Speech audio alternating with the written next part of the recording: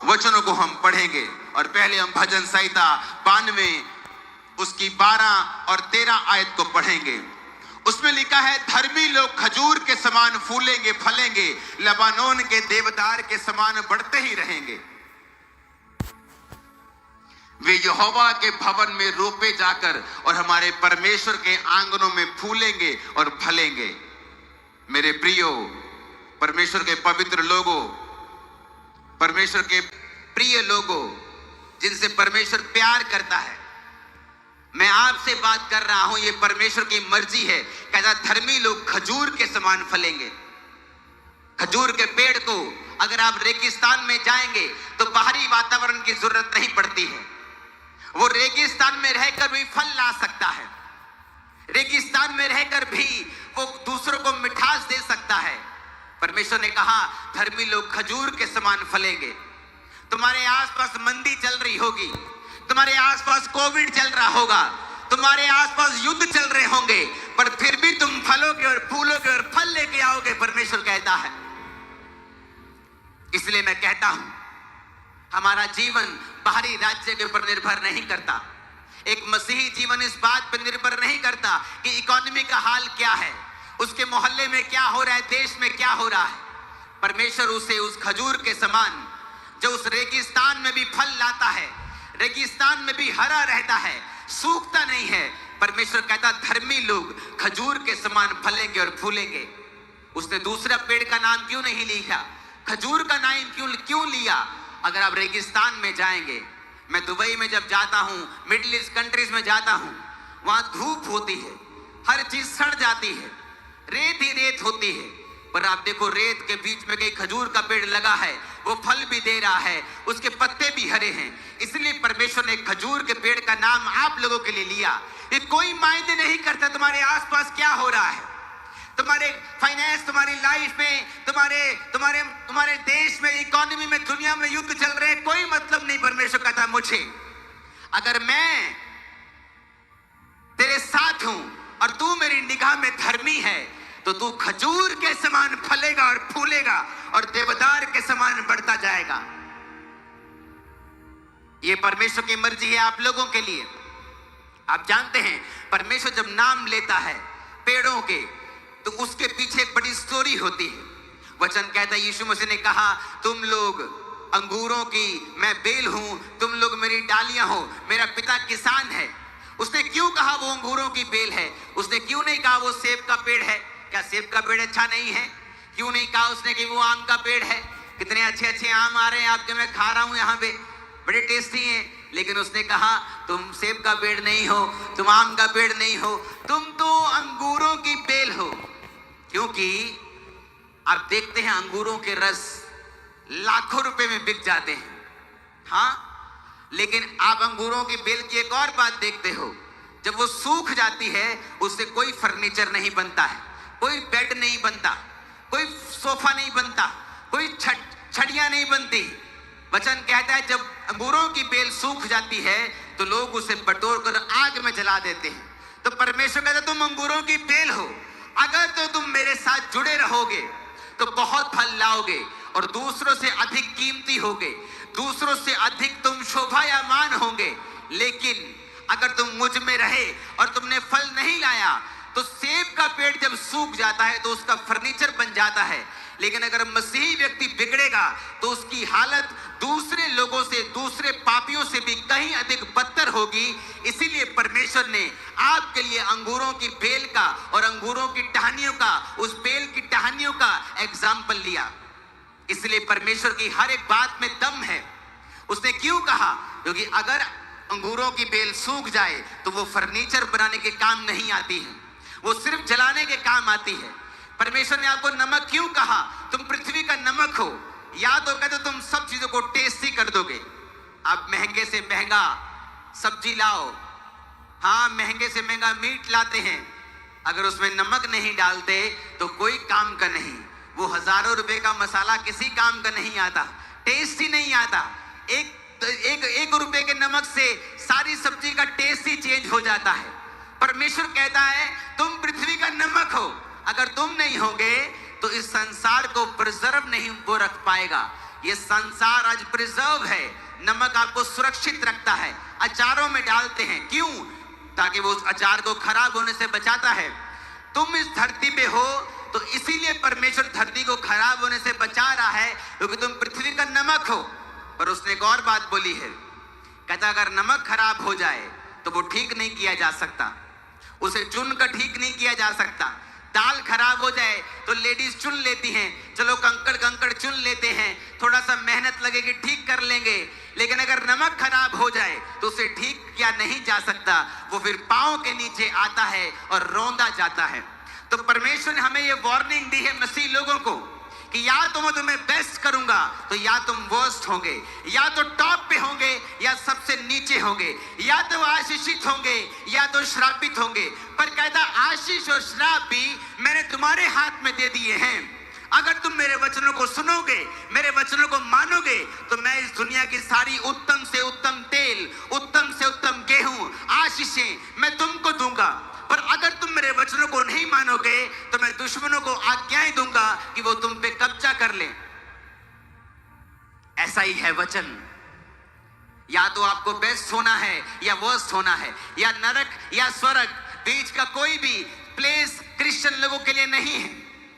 अगर परमेश्वर में आपने तौबा कर ली है तो याद रखो, उसने खजूर का नाम लिया, उसने कहा अगर तुम मेरे में आ गए हो तो याद रखो अब तुम्हारी इकोनॉमी के हिसाब से तुम्हें बरकत नहीं मिलेगी, मैं तुम्हें बरकत दूंगा। मेरे पास ऐसी टेस्टिमनीज हैं, कोविड के दिनों में जब दुनिया के 70-80% बिजनेस इफेक्ट हुए, बहुत से बिजनेसेस बंद हो गए, आज तक बंद हैं। मेरे पास चर्च में गवाहियां हैं जो कोविड के टाइम में बिजनेस शुरू हुए और परमेश्वर ने लाखों करोड़ों तक पहुंचाए कोविड के टाइम से, विश्वासियों के बिजनेस। वचन कहता है मैं तुम्हें खजूर की नहीं बढ़ाऊंगा।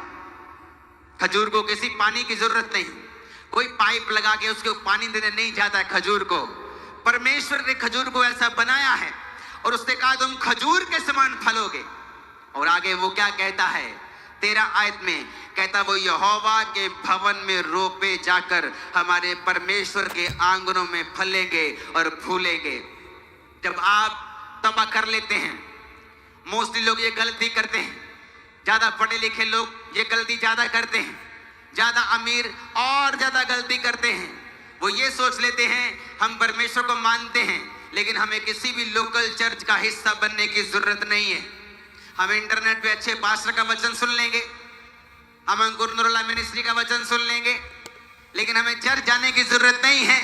लेकिन वचन कहता है तुम परमेश्वर के भवन में रोपे जाओगे,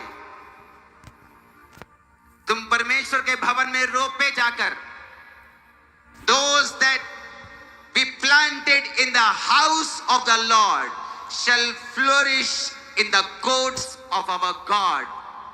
यहोवा के भवन में पहले तुम रोपे जाओगे। जैसे धान रोपते हैं ना, आप बहनें धान लगाती हैं तो रोपते हैं धान को, ऐसे कहता तुम यहोवा के भवन में रोपे जाओगे। अगर तुम विश्वासी हो, अच्छे विश्वासी हो, कम विश्वासी हो, हर एक विश्वासी लोकल चर्च के साथ जुड़ा हुआ होना चाहिए, नहीं तो वो फलवंत नहीं हो सकता है। परमेश्वर उसकी जिंदगी में वो कार्य नहीं कर सकता जिसके लिए परमेश्वर ने उसे बुलाया है। वचन कहता है बड़े बड़े प्रेरित, बरनबास एक बड़ा प्रेरित था, परमेश्वर के दास पौलुस के साथ परमेश्वर ने बड़ा उससे इस्तेमाल किया। लेकिन अगर आप उसकी स्टोरी पढ़ें तो वो एक बोने वाला विश्वासी था जो आरंभिक कलीसिया में था, और उसने अपनी सारी प्रॉपर्टी को परमेश्वर के प्रेरितों के पांव पे रख दिया था। यानी वो बोने वाला व्यक्ति था। उसने इसीलिए बोया क्योंकि वो उस कलीसिया की जरूरतों को जानता था, वो इसीलिए जानता था क्योंकि वो वहां जाता था, वो वहां उस कलीसिया का हिस्सा था। तो जब वो उस कलीसिया का हिस्सा था, परमेश्वर ने उसके दिल में बोझ डाला। आप सब बोने वाले उस दौर में नहीं जा सकते कि परमेश्वर आप सबको कह रहा अपने घरों को बेच दो। अलग अलग बुलाहट है, कोई गरीब है वो इतना नहीं बोल सकता है, लेकिन हर एक व्यक्ति परमेश्वर के भवन में रोपा हुआ होना चाहिए। अगर आप परमेश्वर की मर्जी को पूरा होते हुए देखना चाहते हैं। वहां और भी लोग थे चर्च में, कहते चर्च में जी हमारे विधवाओं को कोई ध्यान नहीं रखा जाता। प्रेरित कहते हमसे तो नहीं होगा कि हम खाना बनाने में लग जाएं, हम तो वचन और प्रार्थना की सेवकाई में लगे रहेंगे। ये 7 लोग चुन लो। कहां से चुने गए? उसी कलीसिया से 7 लोग चुने गए। बाहर से थोड़ी चुने गए, कलीसिया के बाहर से थोड़ी चुने गए। उन्हीं 7 लोगों में फिलिप्पुस था, स्तिफनुस था। वो स्टीफन जिसने परमेश्वर को शरेआम देखा, स्वर्ग को खुलता हुआ देखा, वो उन्हीं 7 में से था। आप कलीसिया में नहीं हैं क्योंकि कोई बात हो गई। आपके परिवार में लाखों बातें होती हैं रोज। आपका हस्बैंड आपको गाली निकालता है कई बार, आपका बच्चा आपसे मिसबिहेव करता है, आप घर तो नहीं छोड़ती हैं। फिर चर्च कैसे छूट जाता है? कोई वॉलंटियर ने कुछ कह दिया, आपके घर में भी बहुत बातें होती हैं, आपकी सास कह देती है, आपकी बहू कह देती है, आप तो घर नहीं छोड़ते, फिर चर्च कैसे छोड़ दिया? क्योंकि अगर आप सच में चर्च को अपना आत्मिक घर मानते हैं, हाउस ऑफ द लॉर्ड मानते हैं, खुदा का घर मानते हैं, फिर आप चर्च मिस नहीं कर सकते हैं। कोई इश्यू है तो आप सॉल्व करेंगे, अपने पास्टर से बात करेंगे। लेकिन बाइबल कहती है तुम परमेश्वर के भवन में रोपे जाओगे और परमेश्वर के आंगनों में फलोगे। अगर आप परमेश्वर के भवन में रोपे नहीं गए हैं तो जाइए और अपने आप को रोपिए। वचन कहता है आरंभिक कलीसिया रोज प्रेरितों के संग रोटी तोड़ने यानी संगति करने में, रोटी तोड़ने में लीन रही और परमेश्वर बहुत से विश्वासियों को उनके संग मिला देता था। कोई भी अपनी संपत्ति अपनी नहीं कहता था, बल्कि सब लोग अपनी अपनी प्रॉपर्टी बेचकर एक दूसरे लोगों का इंतजाम करते थे। किसी का कर्जा उतरता था, किसी के घर की शादी होती थी तो कलीसिया के पैसों से सारे काम सुसमाचार के होते थे। इसीलिए वो कलीसिया आशीषित थी। उन कलीसियाओं से प्रेरित निकलते थे, उन कलीसियाओं में चंगाई करना आसान था, उस कलीसिया में शैतान का प्रभाव नहीं था, क्योंकि वो कलीसिया परमेश्वर के भवन में रोपी गई थी। अगर आपने तौबा कर ली है, आप चाहते हैं नॉनसेंस दूर हो जाए, आपने परमेश्वर को अपना जीवन दे दिया है, तो अब आपको चर्च ढूंढनी है। वो चर्च जहां पर बाइबल बेस्ड आपको शिक्षाएं दी जाएं, जहां पे चंगाई का विरोध ना किया जाए, चाहे वो चर्च चंगाई करे चाहे ना करे, जहां पे दूसरे पास्टर्स का, दूसरी डिनोमिनेशन का, कैथोलिक्स का, CNI का, पेंटिकोस्टल्स का विरोध ना हो। कोई भी विरोध जहां पे ना हो, जहां प्रेम की बात हो, फिर आपको वो चर्च को ज्वाइन करना है और उसके बाद सेवा करनी है। छोटी से छोटी सेवा, बड़ी से बड़ी सेवा, और आपको परमेश्वर के भवन में लगाए जाकर, रोपे जाकर वहां काम करना है, क्योंकि परमेश्वर उसी के जरिए आपको आशीषित करेगा। वचन कहता है, सारी बाइबल सारे लोगों के लिए नहीं है, मैं आपको बता सकता हूं। बाइबल कहती है, पौलुस कहता, अब मेरा परमेश्वर तुम्हारी हर खटी को महिमा सहित मसीह यीशु में पूरा करेगा। किस कलीसिया को बोला? सारे क्रिश्चियंस को बोला? नहीं। अगर आप बाइबल को डीपली स्टडी करेंगे तो ये वचन सारे क्रिश्चियन लोगों के लिए नहीं बोला गया। ये वचन उस कलीसिया के लिए बोला गया था जो कलीसिया पौलुस की आर्थिक सहायता कर रही थी। पौलुस कहता, मुझे पैसा नहीं चाहिए, आपका पैसा मुझे नहीं चाहिए, आपका पैसा यही खर्च हो जाएगा आज के क्रूसेड पे ही। पौलुस कहता, मुझे तुम्हारा पैसा नहीं चाहिए, तुम जो पैसा दे रहे हो उससे सुसमाचार के काम हो रहे हैं। अब कहता, तुमने जो सुसमाचार के कामों में मेरी सहायता की है, अब मेरा परमेश्वर तुम्हारी हर घटी को इज्जत के साथ पूरा करेगा। सबके लिए नहीं था, उस खास kind of people, some group, खास ग्रुप के लिए था जो परमेश्वर के काम के लिए आगे आए थे। उनके लिए वो आशीष पौलुस के मुंह से रिलीज हुई थी, सबके लिए नहीं थी। वो लोग जो कभी टाइट नहीं देते, खुदा के भवन में नहीं जाते, प्रार्थना में नहीं है, पवित्रताई में नहीं है, वो बोलते परमेश्वर तूने कहा है तू हर घटी को पूरा करेगा। अरे तुझे थोड़ी कहा है, तुझे थोड़ी कहा है, वो तुझे नहीं कहा परमेश्वर ने। बाइबल पढ़, किसको कहा है, किस कलीसिया को कहा है, क्यों कहा है, कब कहा है, कैसे कहा है, ये भी पढ़ साथ में। अगर तू उसको लेना चाहता है तो वैसा ही बन जा। मेरे पास सब लोग बोने वाले नहीं हैं, लेकिन कुछ प्रार्थना करने वाले लोग हैं, पवित्रताई में रहकर प्रार्थना करने वाले लोग हैं, चर्च में सेवा करने वाले लोग हैं। इसलिए बाइबल कहती है, तुम परमेश्वर के भवन में रोपे जाओगे, फिर उसके आंगनों में फलोगे और फूलोगे। अपने पड़ोसी को ऊंची आवाज में बोलो ताकि तुम्हारा पड़ोसी मिस ना कर जाए। बोलो चर्च जाना है। नहीं, आवाज नहीं आई मेरे को, आई नहीं, अभी नहीं आई मेरे को आवाज। हिलाओ पड़ोसी को, बोलो चर्च जाना है, मिस नहीं करना है। आमीन, आमीन। तो पहला काम है चर्च जाना है। एक बाइबल बेस्ड चर्च ढूंढना है, जीवित चर्च ढूंढना है और उस चर्च को अटेंड करना है और वहां पर सेवा करनी है। परमेश्वर के कामों को वहां पे करना है। अपने पास्टर के लिए सिरदर्दी नहीं बनना, नहीं तो खुदा से भी तुम सिरदर्दी हासिल करोगे। अपने पास्टर के लिए सिरदर्द की गोली बनना है। आमीन। बोझ को उठाना है ताकि परमेश्वर तुम्हारे बोझ को उठाए। लोगों को यह सीक्रेट मालूम नहीं है। वो अपनी चर्च के लिए उन्नति का कारण नहीं है, वो अपनी चर्च के लिए लड़ाई झगड़े का कारण है, अपने पास्टर के लिए सिरदर्द का कारण है। वो भूल जाते हैं आपके पास्टर को, आपको परमेश्वर ने एक मकसद के लिए इकट्ठा किया है। वो मकसद है खुदाबंद के नाम की महिमा करना, इकट्ठे होकर परमेश्वर के नाम की स्तुति करना और मैसेज को दूसरे लोगों तक लेके जाना। जब मेरी कलीसिया बड़ी हो रही थी, मैं 500 से 10,000, 20,000, 25,000 जा रहा था, तो मेरी कलीसिया ने मेरा बहुत साथ दिया।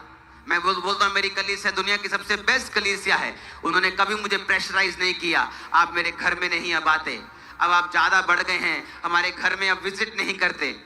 उनको मालूम था हमारा पास्टर एक बड़ा काम कर रहा है, वो सुसमाचार लेके जा रहा है, स्टेट्स में, देशों में, अलग अलग जगहों के ऊपर वो जा रहा है। हमें उसका साथ देना है, हमें उसे प्रेशराइज नहीं करना है, हमें उसे ताने नहीं देने हैं, हमें उसका साथ देना है, क्योंकि हमारा दर्शन बड़ा है। तो क्या हुआ, मेरी कलीसिया आशीषित होने लगी।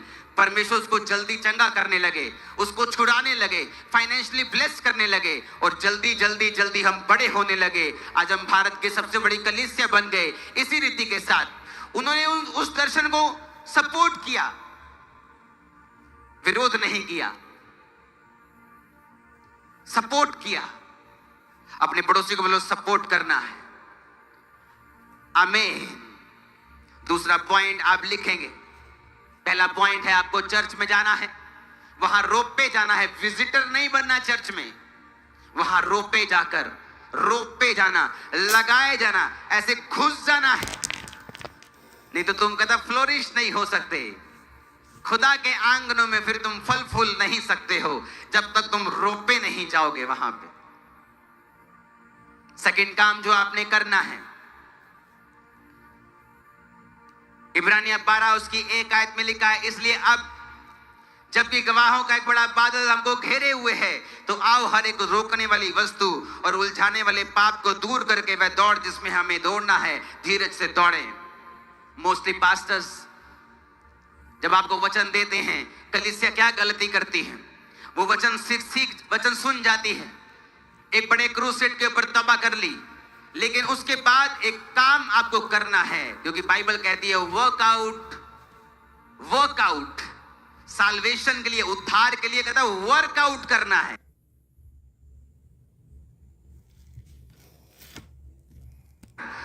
काम करना है। जो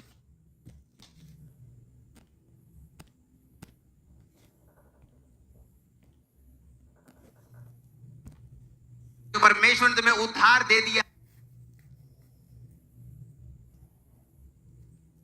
है, अब उसमें तुम्हें काम करना है। और पहला काम यह है,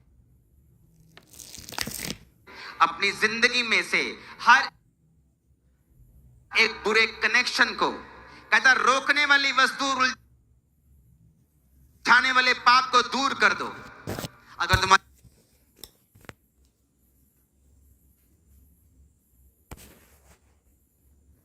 जिंदगी में तौबा करने के बाद ऐसे दोस्त हैं जो तुमको भरमाते हैं शराब पीने के लिए, जो तुमको भरमाते हैं दूसरी सिस्टम, वो सब जगहों पे जाने के लिए जो परमेश्वर ने हमें मना किया है, तो आपको उन कनेक्शंस को आज काटना है। जो बाइबल में लिखा है व्यभिचार से दूर रहे, वो फोन की सारी गंदी एप्स, वो सारी सब्सक्रिप्शंस, उन्हें कैंसिल करना है। कहता कहता हर एक उलझाने वाली वस्तु, उलझाने वाला पाप और रोकने वाली वस्तु, उसको दूर करना है। तुमने, परमेश्वर ने नहीं करना, तुमने करना है, तुमने करना है। वो रॉन्ग कनेक्शन, वो रॉन्ग कांटेक्ट, वो रॉन्ग व्हाट्सएप, वो रॉन्ग चैटिंग, वो रॉन्ग पॉर्न पिक्चरें देखना, कहता डिलीट करना है अपने फोन से, दोबारा उसकी तरफ नहीं जाना है। गवाहों का एक बड़ा बादल हमें घेरे हुए है। आपने देखा परमेश्वर ने कार्य किए, वो कार्य कर रहा है। गवाहों के बड़े बादल हमारे बीच में हैं। लोग आपको टेस्टिमनीज दे रहे हैं, मैं आपको टेस्टिमनीज दे रहा हूं। आपके यहीं के लोग, बीदर के लोग चंगे होकर आपको गवाहियां दे रहे हैं। तो कहता गवाहों का बड़ा बादल आपको घेरे हुए है, पर कहता उलझाने वाली, पाप और रोकने वाली वस्तु को दूर करना है तुमको। अगर आपने कल का वचन सुना, आपने तौबा कर ली और आपको मालूम हो गया कि प्रभु मेरे जीवन की नॉनसेंस को खत्म करेगा,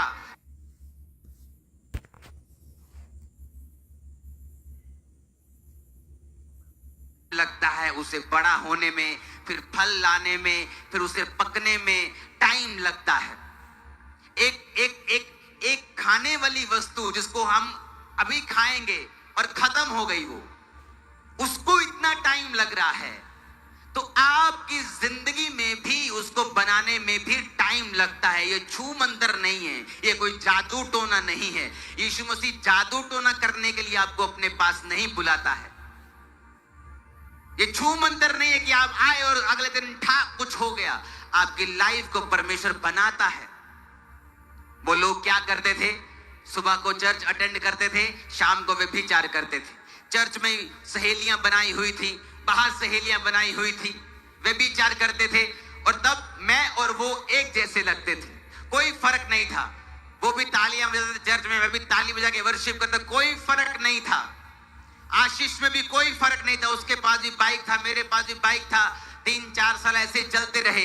लेकिन वचन कहता है जिस व्यक्ति ने चट्टान के ऊपर घर बनाया है, वो व्यक्ति, टाइम लग सकता है, लेकिन जब आंधी और तूफान आएगा, उस चट्टान पे बना हुआ घर कभी ढहेगा नहीं, कभी गिरेगा नहीं। लेकिन जिसने रेत पर घर बनाया है, जब आंधी तूफान आएगा वो घर ढह जाएगा। उनका घर रेत के ऊपर था, क्योंकि व्यभिचार करना, पाप करना, चर्च में भी आ जाना, वचन भी सुन लेना, कोई इंस्ट्रूमेंट भी बजा देना, सेवा भी कर लेनी, पाप भी कर लेना, पर परमेश्वर उनकी लाइफ में कुछ कर नहीं पाया। जब जिंदगी ने हिट किया, जब जिंदगी की रियलिटी ने हिट किया और कहीं आशीषित हो चुका था, आज वो एक नॉर्मल जीवन जी रहे हैं, क्रिश्चियन हैं, आज भी तौबा कर चुके हैं, अब वचन को समझ चुके हैं, लेकिन उनकी जिंदगियां उस लेवल पे नहीं आई, अभी बाद में चली जाएंगी, ये बात अलग है। क्योंकि अब वो वचन को समझ गए कि हमने समय को वेस्ट कर दिया, हम अपनी आंखों के अनुसार चलते रहे, हम समझे ही नहीं कि हमें उलझाने वाले पाप को, जो शैतान ने उलझाने के लिए भेजा है कि ये आदमी परमेश्वर की ड्रीम लाइफ को हासिल ना करने पाए, हम समझ नहीं पाए। लेकिन मैं समझ पाया, इसलिए मैं उनसे अलग हुआ। धीरे धीरे परमेश्वर ने बढ़ाया और फिर इतना ऊंचा किया कि उनमें और मुझ में आज कंपैरिजन नहीं कर सकते हम। अपने पड़ोसी को बोलो, रोकने वाली वस्तु, उलझाने वाला पाप तुम्हें खुद दूर करना है। आमीन। ऊंचा बोलो, पूरा बीदर सुने। तो दूसरा पॉइंट आपने सुना कि अपनी जिंदगी से हर एक रॉन्ग कनेक्शन, वो सारे कनेक्शन, जीसस ने क्या कहा बाइबल में? उसने कहा अगर तेरी आंख तुझे ठोकर दे, आंख, कहता अगर एक आंख तुझे ठोकर दे, कहता निकाल कर फेंक दे और काना होके मेरे राज में प्रवेश कर जा। कहता अगर एक टांग तुम्हें ठोकर दे, कहता काट के फेंक दे और लंगड़ा होके मेरे राज में प्रवेश कर जा। क्या वो कान, क्या है वो टांग? तुम्हारा भाई हो सकता है, तुम्हारा बेस्ट फ्रेंड हो सकता है, something very close to your heart हो सकता है। जो तुम्हारी आंख है, तुम्हारा टांग है, जिसके बिना तुम जी नहीं सकते। कहता अगर तुम्हें वो ठोकर देता है, वचन से दूर करता है, यीशु ने कहा उसे काट दे, लंगड़ा हो जा, कोई बात नहीं, प्रवेश कर जा मेरे राज्य में। इससे अच्छा कि 2 आंख और 2 टांग रहते हुए तू नरक की आग में डाल दिया जाए। जीसस का वचन बड़ा सिंपल है लेकिन पावरफुल है। अपने पड़ोसी को बोलो, कनेक्शन सारे गलत आज से खत्म कर देने हैं। आमीन।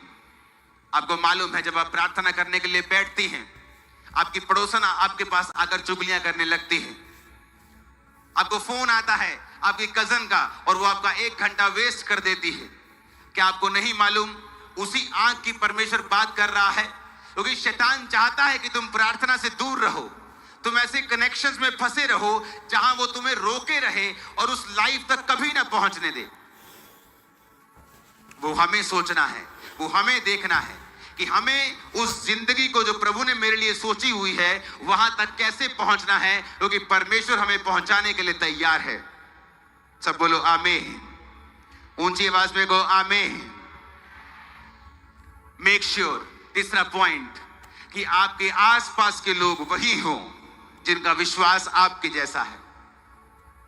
हम सबसे प्यार कर सकते हैं, अपने दुश्मनों से भी प्यार कर सकते हैं, सब उन लोगों से प्यार कर सकते हैं जो हमारे दुश्मन हैं, पर कहता संगति उन लोगों के संग करनी है जिनका विश्वास तेरे जैसा है। अगर आपको लगता है आपकी सहेली का विश्वास आपके जैसा नहीं है और वो आपको भरमाती है या आपको गलत रास्तों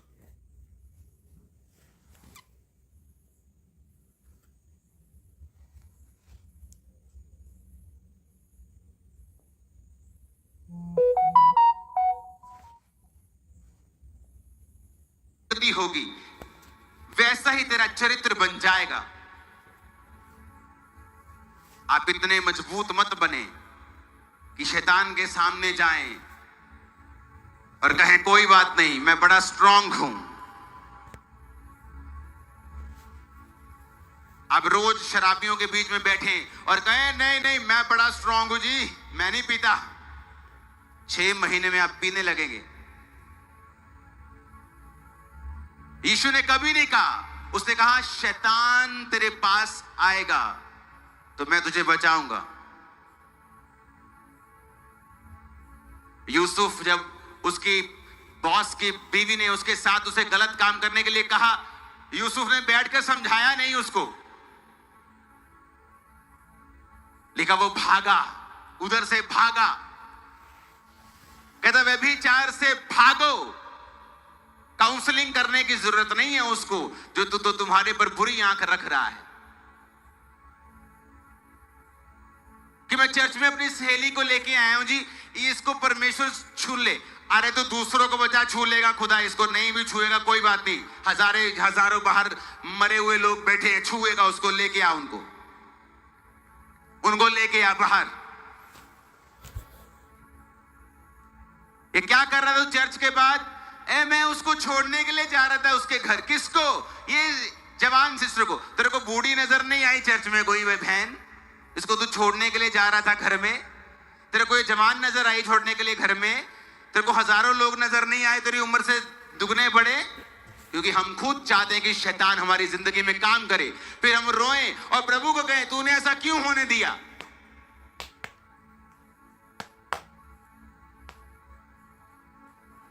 यूसुफ ने जितना मर्जी, वो आत्मिक था, दर्शन देखता था, प्रोफेटिक वरदान उसके ऊपर थे, फिर भी कहता वो भागा। उसने काउंसलिंग नहीं की, उसकी समझाने की कोशिश नहीं की, व्यभिचार से भागा। कहता वो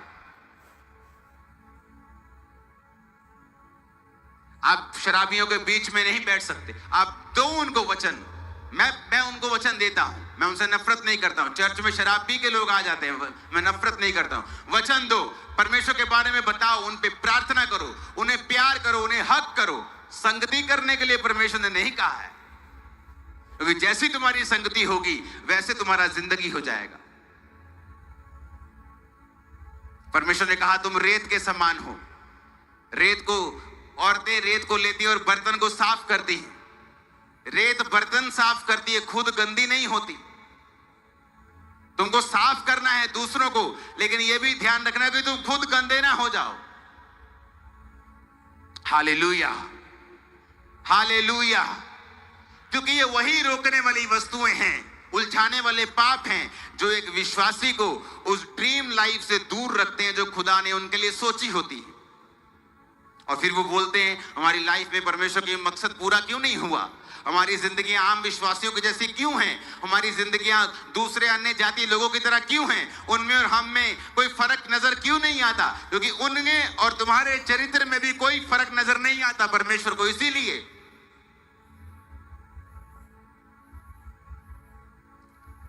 प्रकाशित वाक्य 12 उसकी 11 आयत में लिखा है। तीसरा पॉइंट, अपने पड़ोसी को जोर से बोलो, बोलो गवाही देनी है। नहीं आवाज नहीं आई, मेरे को आवाज नहीं आई। बोलो अपने पड़ोसी को, 7 अलग अलग पड़ोसी को, 3 अलग अलग पड़ोसी को बोलो गवाही देनी है।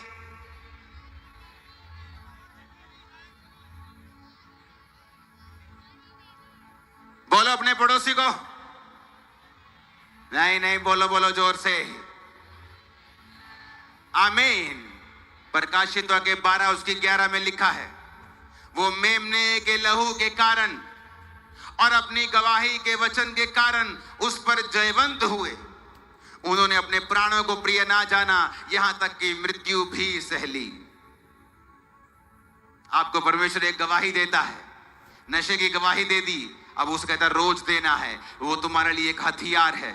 उस गवाही को फिर संभाल के रखना है, उसको खराब नहीं होने देना, नशे को दोबारा नहीं करना, पाप में दोबारा नहीं जाना, क्योंकि वो गवाही एक बीज के समान है। यीशु ने कहा प्रभु का राज्य एक ऐसे बीज के समान है जो राई का बीज है, लेकिन जब वो बड़ा हो जाता है तो दूसरे पेड़ों से भी बड़ा हो जाता है और आकाश के पक्षी उस पर बसेरा करते हैं।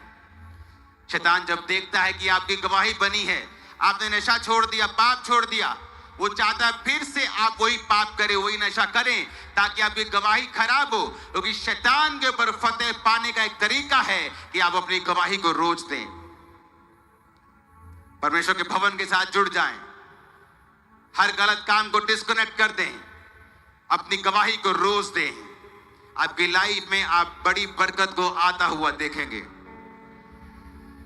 अगर आप रोज अपनी गवाही को देंगे तो याद रखो परमेश्वर का आत्मा आपकी जिंदगी में बड़े कार्यों को करेगा। जब आप गवाही देते हैं तो क्या होता है, आप इनडायरेक्टली ये बोल रहे हैं कि मेरी जिंदगी का मालिक प्रभु यीशु मसीह है, मेरा ध्यान रखने वाला प्रभु यीशु मसीह है, मेरी जिंदगी के लिए रिस्पॉन्सिबल प्रभु यीशु मसीह है। जब आप गवाही देते हैं, आप इनडायरेक्टली अपनी लाइफ को परमेश्वर के हाथों में सौंपते हैं और आपकी जिंदगी फिर सेम नहीं रहती है। अपने पड़ोसी को बोलो गवाही देना है रोज। संगति ढूंढनी है जिनका विश्वास तेरे जैसा हो, बल्कि और अच्छा हो। हर एक कनेक्शन को जो शैतानी है उसे खत्म कर देना है। परमेश्वर के भवन में जाना है, गवाही को देना है। ऊंची आवाज में कहो आमीन। इफिसियों 6 उसकी 11 से 17 आयत को पढ़ेंगे। एक वेरी इंपॉर्टेंट पार्ट, उसके बाद मैं फिर आपके लिए प्रार्थना करूंगा। एक विश्वासी जब परमेश्वर के वचनों को सुनता है और उसे सारे पॉजिटिव नजर आने लगते हैं, उसे नजर आने लगता है उसकी गवाही, उसकी हीलिंग, उसकी डिलीवरेंस, सब बरकतें, अनंत जीवन, सब कुछ उसे पॉजिटिव नजर आने लगता है। लेकिन जब जिंदगी में उसकी परीक्षाएं आती हैं तो वो सारा कुछ फेड होने लगता है और उसे सब कुछ झूठा लगने लगता है, क्योंकि वो वचन को नहीं जानता है। आज मैं आपको बताऊंगा वचन में क्या लिखा है। इफिसियों 6 उसकी 11 आयत में लिखा है, परमेश्वर के सारे हथियार बांध लो कि तुम शैतान की युक्तियों के सामने खड़े रह सको, क्योंकि हमारा यह मल्ल युद्ध मांस और लहू से नहीं, परंतु प्रधानों, अधिकारियों और इस संसार के अंधकार के हाकिमों से और उस दुष्टता की आत्मिक सेनाओं से हैं जो आकाश में हैं। इसलिए परमेश्वर के सारे हथियार बांध लो ताकि तुम बुरे दिनों में सामना कर सको और सब कुछ पूरा करके स्थिर रह सको। इसका मतलब परमेश्वर ने हमें अलर्ट किया है। उसने नहीं कहा कि तुम्हारी जिंदगी में परीक्षाएं नहीं आएंगी या बुरे दिन नहीं आएंगे। उसने कहा कि तुम्हारी जिंदगी में तुम्हें हथियार बांधने हैं, क्योंकि तुम अकेले नहीं हो। तुम्हारा एनिमी, तुम्हारा दुश्मन शैतान है। उसने तुम्हारे विश्वास को देख लिया है, तुम्हारी तौबा को देख लिया है। अगर तुम हथियारों को बांधोगे नहीं तो तुम उसका सामना नहीं कर पाओगे। तुम्हें हथियारों को बांधना है उसका सामना करने के लिए, क्योंकि जब ट्रायल्स आते हैं, जब परीक्षाएं आती हैं। आज सुबह जब मैं पास्टर सेमिनार में था तो मैंने कहा परमेश्वर ने मेरे बिजनेस को ब्लेस किया था। जब मैं मसीह में सेवकाई में आया तो मैं एक अपना चलाया लाखों रुपए डेली की इनकम वाला बिजनेस छोड़ के आया था। मैं फेल हो गए, परमेश्वर में नहीं आया, बिजनेस में फेल हो गए, चलो पास्टर बन जाओ। मैं चलाया बिजनेस, लोग अमेरिका में नहीं कमाते जितना मैं इतना पंजाब में कमाता था। और मैं अपनी टेस्टिमनी देता था रोज, परमेश्वर ने मुझे ब्लेस किया है, परमेश्वर ने मुझे फलवंत किया है। और एक दिन पंजाब में एक धार्मिक व्यक्ति की हत्या हो गई, फौरन में उसकी हत्या कर दी गई। और पंजाब में जलंधर में उन लोगों को, उस संत को मानने वाले बहुत अन्य जाति लोग थे और वो बिगड़ गए और उन्होंने पूरे जलंधर को जला दिया। और मेरा लाखों करोड़ों का गोडाउन और दुकान भी उसी जगह पे थी और वो भी जल गया था। जब वो जल गया तो शैतान ने कहा अब दे गवाही, अब हम देखते हैं तू क्या बोलता है, तू बड़ी टेस्टिमनी देता रहता है ना, अब देखते हैं तू क्या करता है। मुझे मालूम था जब दाऊद ने नाले में से 5 पत्थर छांटे थे गोलियत को मारने के लिए, तो वचन कहता है वो 5 पत्थर चिकने थे, वो खरवे नहीं थे, ऊबड़ खाबड़ पत्थर नहीं थे। क्योंकि अगर वो ऊबड़ खाबड़ पत्थर को गोफन से मारता तो जब ऊबड़ खाबड़ पत्थर से हवा टकराती उसकी दिशा बदल जाती, वो कभी भी गोलियत के माथे पे नहीं लगता। तो दाऊद ने जिन पत्थरों को चुना वो प्रोफेटिक था, वो चिकने पत्थर थे नाले के। जब आप नाले में पत्थरों को देखते हैं तो ओवर द टाइम 100, 200, 400, 500, 1000 साल में जब पानी पत्थरों के ऊपर बहता रहता है तो वो उनके ऊबड़ खाबड़पन को खत्म कर देता है और वो चिकने हो जाते हैं। और लगातार पानी बहने के कारण वो पत्थर चिकने हो जाते हैं। और दाऊद ने उन पत्थरों को चुना, इसलिए चुना कि जब वो पत्थर को चलाए तो वो अपनी दिशा ना बदले बल्कि सीधा उसके माथे में घुस जाए।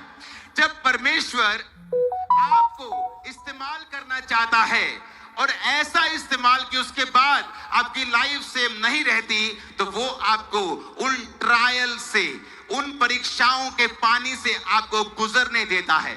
आपको मारने के लिए नहीं, आपको दुखी करने के लिए नहीं, बल्कि आपको शेप में लाने के लिए कि वो आपको इस्तेमाल कर सके। मैं नहीं जानता था कि ये परीक्षा है, लेकिन मैं बहुत दुखी था। 50 लोग मेरी चर्च में आते थे। जब उनको ये घटना हुई, जब उनको ये खबर मिली कि हमारी चर्च का सारा नुकसान हो गया, कि चर्च के जो पास्टर हैं उनका सारा बिजनेस जल गया, 90% स्टॉक जल गया, सब कुछ जल गया, वो आए और सुबह बोलने लगे आकर, पास्टर जी हम बहुत दुखी हैं, हम अफसोस करने के लिए आए हैं, बहुत बुरा हुआ, हम प्रार्थना करेंगे। मैंने कहा वचन में क्या लिखा है? हमारे साथ क्या कुछ बुरा हो सकता है? क्या वचन में नहीं लिखा कि सब बातें मिलकर भलाई को पैदा करती हैं जो मसीह यीशु से प्रेम करते हैं, अर्थात जो उसकी इच्छा के अनुसार बुलाए गए हैं? क्या मैं वचन पे यकीन करूं या तुम्हारी सिंपैथी लूं? वचन कहता है कि सब बातें मिलकर भलाई को पैदा करती हैं। मैंने ठान लिया, मैं रोऊंगा नहीं, मैं दुखी नहीं होऊंगा। हाँ, थोड़ा दुख हुआ, एक दिन दुखी रहा, लेकिन वचन ने मुझे संभाला, क्योंकि वचन पढ़ने वाला मैं आदमी था। इसलिए नहीं कि मैं वचन से प्यार करता था, इसलिए कि 2004 में 5 में मुझे जब मेंटल अपसेट के दौरे पड़ते थे तो सिर्फ वचन पढ़ने से ही मैं चंगाई हासिल कर पाता था। तो उसके कारण मैंने वचन को पढ़ना शुरू किया। मेरे को आदत पड़ गई वचन पढ़ने की।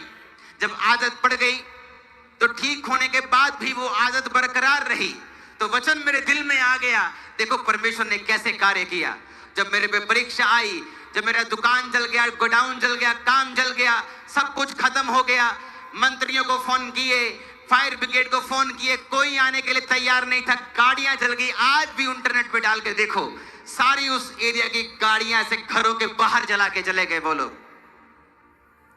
तो परमेश्वर ने कहा क्या तू विश्वास करता है जो वचन में लिखा है कि सब बातें मिलकर भलाई को पैदा करती हैं? क्योंकि बहुत से लोग ठोकर खाते हैं। जब मसीह में आते हैं और प्रभु देखता है कि मैं जो इतना बड़ा जीवन इसे देने वाला हूं, क्या ये काबिल भी है उस जीवन के? क्या ये परीक्षा में स्थिर रहेगा? क्या ये मुड़ेगा तो नहीं? क्या प्रार्थना कम तो नहीं कर देगा? चर्च जाना बंद तो नहीं कर देगा? रोजे रखना बंद तो नहीं कर देगा? क्या ये सचमुच मुझी को मानेगा कि नहीं मानेगा? परमेश्वर ने मुझे चेक किया। मैंने लोगों को बोला, अब मैं खुदा पे विश्वास करता हूं कि हम और बढ़ेंगे। 2008 में जो चर्च 50 लोगों की थी, 2011 और 12 में वो चर्च पंजाब की सबसे बड़ी चर्च बन चुकी थी अगले 4 सालों के अंदर अंदर। परमेश्वर ने कार्य किया। वो विश्वास के साथ कार्य करता है, विश्वासियों के संग कार्य करता है, वो पक्षपात नहीं करता। जब उसने मेरी जिंदगी में विश्वास को देखा कि ये आदमी वचन पे चल रहा है और वचन को मान रहा है, इतने नुकसान होने के बावजूद भी परमेश्वर ने कार्य किया, ऐसा कार्य किया, ऐसा कार्य किया। आप सब लोग, पूरा भारत उस कार्य को जानता है जो परमेश्वर ने उस कलीसिया में किया, और वही कार्य वो आपकी लाइफ में करना चाहता है। जब परीक्षाएं आती हैं, वो आपको मारने के लिए नहीं होती, बल्कि आपको शेप में लाने के लिए होती है।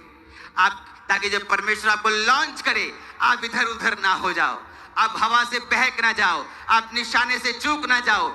इसलिए परमेश्वर जब आपको पानी के नीचे रखता है, जिसके 2 मतलब हैं। पानी वचन को भी दर्शाता है, यानी जब आप वचन पढ़ते हैं, आप वचन को रोज सीखते हैं, रोज बाइबल के साथ समय बिताते हैं, और दूसरा, परीक्षाओं में स्थिर रहते हैं, गाली नहीं निकालते खुदाबंद को, चर्च जाना बंद नहीं करते, निराशा में शराब पीने नहीं चले जाते, निराशा में व्यभिचार करने नहीं चले जाते। आप खुदा से प्यार करते हैं और प्यार करते हैं और रोजे रखते हैं, वचन में और घुसते हैं। परमेश्वर आपको चेक करता है, और जिस दिन आप ये वचन मान लेंगे, जिस दिन आप परीक्षा में स्थिर रहेंगे, खुदा को दिखा देंगे कि आप सचमुच उसकी संतान हैं। याद रखिएगा, जो वचन मैं आपको सिखा के जा रहा हूं, इसको बार बार सुनिएगा। पहले दिन को और दूसरे दिन को ये आपकी ड्रीम लाइफ तक पहुंचा देगा जो आपने सोची भी नहीं है। आप वो जिंदगी जिएंगे जो आपने सोची भी नहीं है। आप वो जिंदगी जिएंगे अपने परिवार समेत, मैंने कहा, जो आपने सोची भी नहीं, आप इमेजिन भी नहीं कर सकते। आमीन। मेरे को ऊंचे वाले चाहिए, आमीन। मेरे को साथ चाहिए ऊंची आवाज में। हालेलुया। हर साज और होंठ आमीन बोलता हुआ नजर आना चाहिए। हालेलुया। आमीन आमीन। ऊंची आवाज में।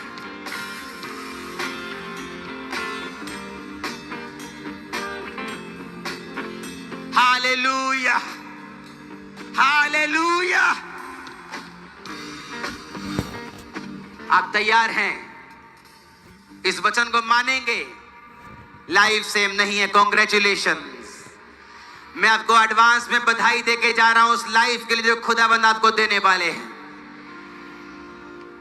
आप इस स्टेट में, इस नगर में आप टॉप पे होंगे, याद रखना।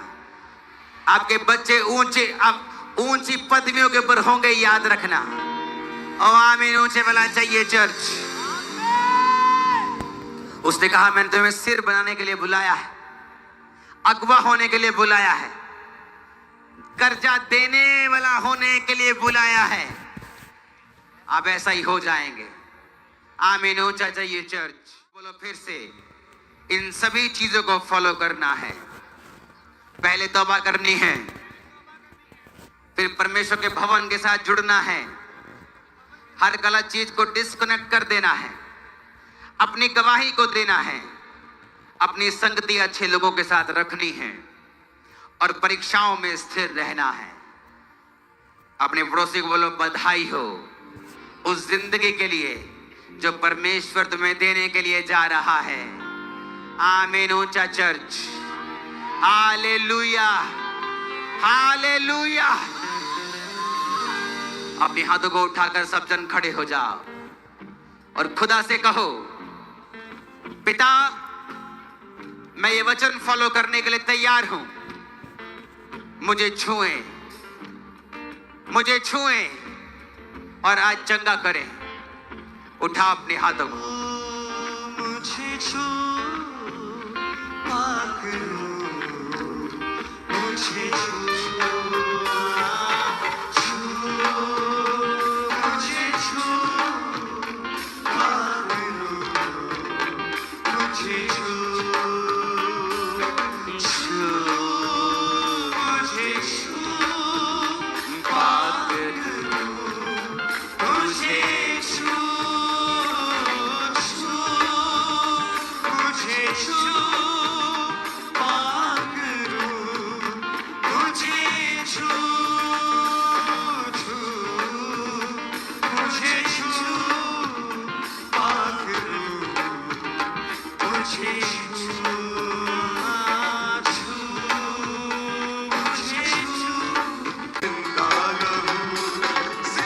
जो लोग एक कान से या दोनों कानों से बहरे हैं, अगर आपका पड़ोसी जानता है आप दोनों कानों से बहरे हैं तो वो आपको इशारे से समझाए और उन लोगों को आगे आने की अनुमति दी जाए। जो लोग एक कान से नहीं सुन सकते, दोनों कानों से नहीं सुन सकते, जो बहरे हैं, मशीन्स के साथ यहाँ पर हैं, बिना मशीन के हैं, डॉक्टर ने आपको कुछ भी बोला है, प्रभु यीशु मसीह का वचन कहता है कि उसने बीमारों को चंगा किया और वो एक सा है। वो तब का परमेश्वर नहीं है 2000 साल पहले का। उसका पवित्र आत्मा आज भी अपने पुकारने वालों के ऊपर चंगाई देता है। आपको आगे आना है और आपको सामने खड़े होना है और जितने बीमार हैं वो अपने हाथों को उठा के इस वर्शिप को करेंगे और खुदाबंद की स्पिरिट आपको छूती जाएगी और आपको हील कर दी जाएगी।